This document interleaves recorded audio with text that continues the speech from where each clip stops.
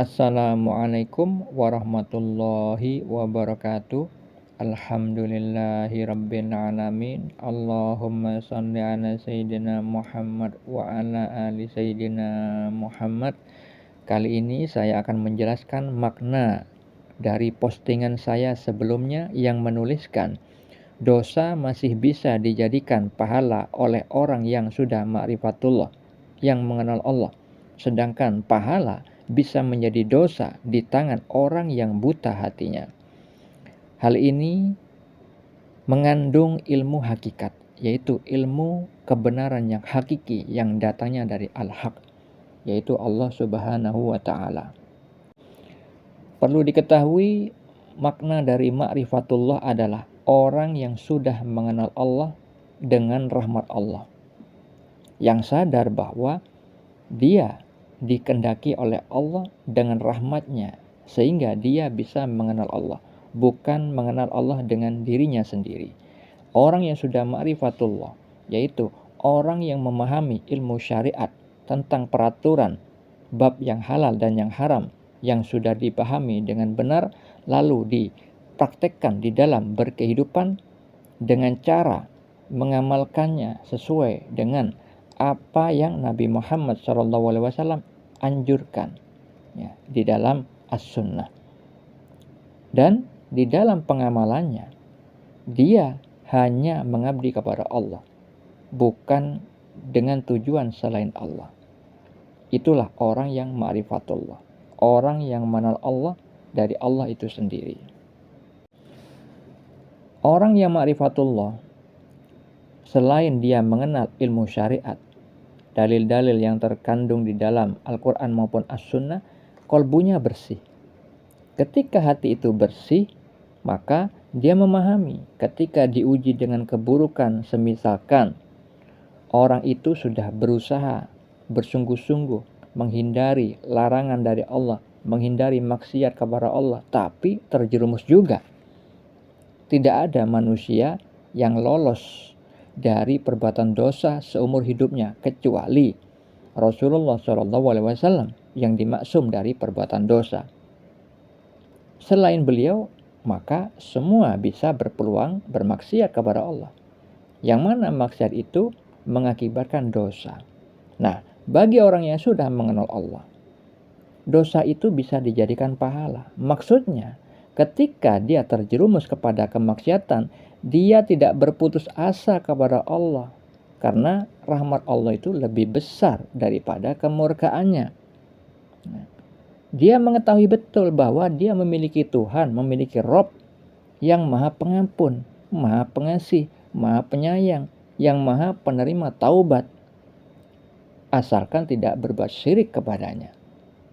Jadi orang yang ma'rifatullah ketika terjerumus kepada kemaksiatan, dia perilakunya adalah cepat kembali kepada Allah dengan menyesali perbuatannya, malu kepada Allah, mencela dirinya sendiri.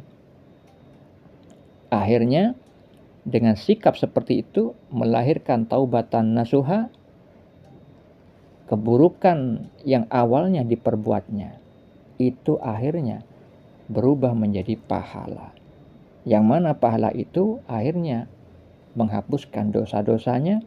Kolbunya kotor karena maksiat, tapi segera diimbangi dengan perbuatan amal soleh, sehingga dengan amal soleh itu dihapuslah dosa-dosanya, sehingga otomatis noda-noda hitam yang menutupi kolbu karena maksiatnya akhirnya kembali bersih.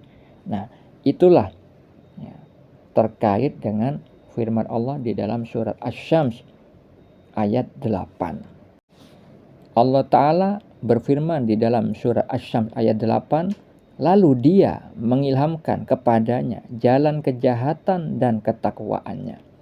Jadi Allah itu memberikan kemampuan kepada manusia bebas berkehendak, bisa bebas berkehendak berbuat jahat atau berbuat fasik atau berbuat pelanggaran ya, terhadap syariat Allah, dan juga bisa manusia itu bebas berkehendak berbuat takwa, berbuat patuh, melakukan perintah Allah dan menjauhi larangan Allah.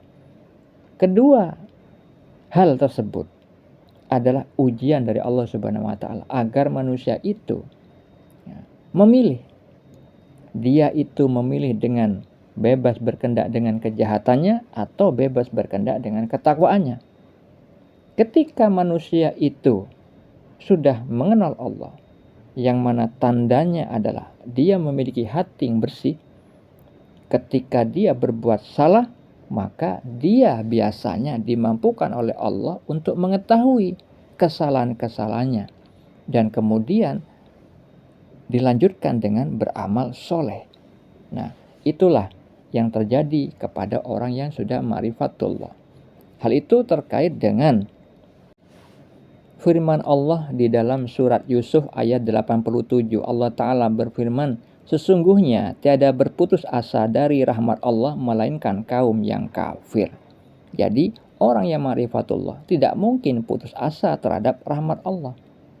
Dia selalu melihat bahwa Allah itu lebih besar rahmatnya daripada kemurkaannya. Sebagaimana Nabi Muhammad SAW bersabda, tatkala Allah menciptakan makhluknya, dia menulis dalam kitabnya, yang kitab itu terletak di sisinya di atas ars.